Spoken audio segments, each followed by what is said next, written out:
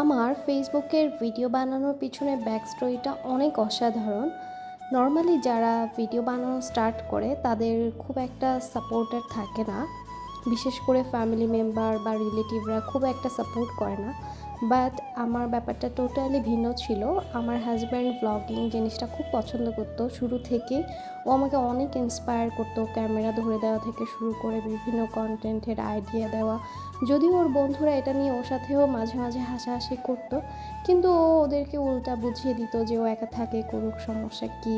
আবার এদিকে আমাকেও বলতো, লোকের কথায় কান দিয়ে লাভ নেই, তুমি তোমার মতো কাজ করতে থাকো। এভাবে ভালোই চলছিল। মালয়েশিয়াতে আমি বিভিন্ন জায়গায় ঘোরাফেরা করতাম, ব্লগ করতাম, আপনাদেরকে শেয়ার করতাম। এরপর আমার লাইফটা এত ডাইমেনশনাল হয়ে গেল, আমি মালয়েশিয়া থেকে বাংলাদেশে চলে আসলাম। এখানে এসে অনেক কিছু নিয়ে অনেক ব্যস্ত হয়ে পড়েছিলাম। মাঝে মাঝে টুকিটাকি ক্লিপগুলো আপনাদেরকে শেয়ার করতাম, কিন্তু আমার বাংলাদেশের যে ফ্যামিলি মেম্বার বা রিলেটিভ, তারা আমাকে নিয়ে অনেক কথাই বলতো, তাতেও আমি কান দিতাম না। আর আমার হাজব্যান্ডের পর সবচেয়ে বেশি সাপোর্ট করতো আমার আম্মু। আমার আম্মু একই কথা বলে, কে কি বললো এত কিছু শুনে কাজ নেই, তুমি তোমার মতো কাজ করতে থাকো। এখনও অনেক সময় রান্না বাড়ি বা কোনো পার্সেল আনপ্যাকিং করার সময় আম্মু বলে, ভিডিও করবা না, ভিডিও করো। আমি জানি সবাই এতটা সাপোর্ট পায় না, যাই হোক আমি অনেকটা সাপোর্ট পেয়েও অনেকটা পিছিয়ে রয়েছি, শুধুমাত্র আলসেমির কারণে। ভিডিও বানানো, আপনাদেরকে শেয়ার করা, এটা টোটালি আমার ভালো লাগা থেকে। এখান থেকে ইনকাম করতে হবে, এখান থেকে আমার লাইফ লিড করতে হবে, এরকম কোনো ব্যাপারই না। যদিও আমি ভিডিও, রিলস সব কিছুই মনিটাইজ করতে পেরেছি, এবং সেটা খুব কম সময়ে করতে পেরেছিলাম। 2বার করে খুব ভালো অ্যামাউন্টও ফেসবুক থেকে পেয়েছিলাম। এরপর আমি স্লো হয়ে যাই।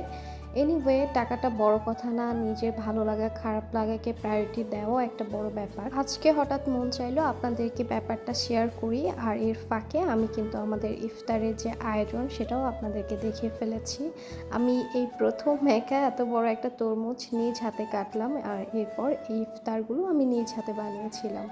আর আপনারা সবাই জানেন ইফতারে একসাথে বেশি কিছু খাওয়া যায় না, সে কারণে ইফতারের পরে আমি কিছু মিষ্টি আলু সিদ্ধ করে নিতে চেয়েছিলাম, কিন্তু আম্মু বলল সিদ্ধ করার চেয়ে পোড়া মিষ্টি আলু খেতে বেশি মজা লাগবে। চুলাটাকে একদম হালকা হিটে আমি কিছু মিষ্টি আলু পুড়িয়ে নিব।